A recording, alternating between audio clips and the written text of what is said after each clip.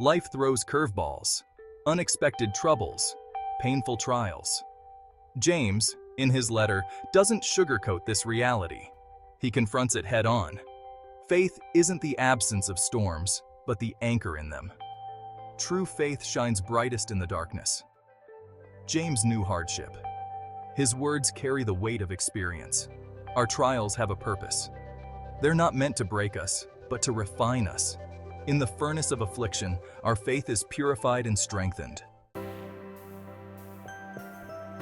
James uses the imagery of a runner in a race. Every athlete faces moments of exhaustion, doubt, and the temptation to quit. But it's in pushing through those barriers that they grow stronger. The same is true for our faith.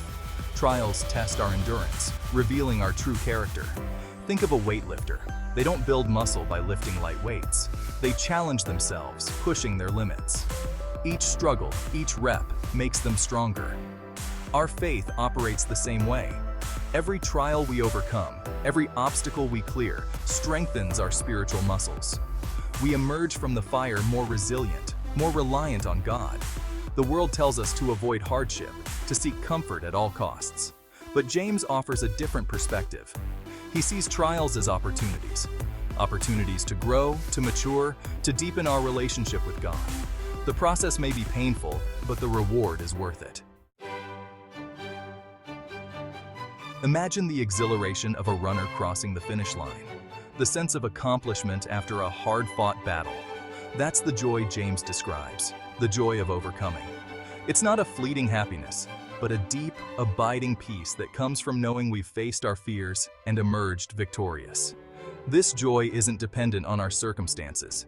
It's rooted in the assurance of God's presence and power. We can experience joy even in the midst of suffering because we know that God is with us, working all things together for our good. This perspective shifts our focus from our problems to the one who holds the solution.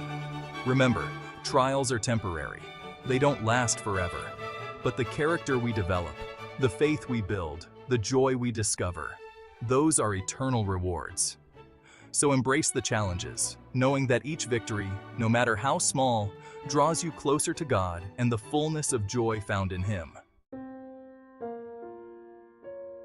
When facing trials, it's easy to feel lost and confused. We may question God's plan, wondering why we're going through such pain. In those moments, we desperately need wisdom. James offers a powerful promise. God generously gives wisdom to those who ask. He doesn't withhold it from us. All we have to do is ask. But we have to take that first step of faith, acknowledging our need and seeking His guidance. He promises to lead us through the darkness and into His marvelous light. James doesn't mince words.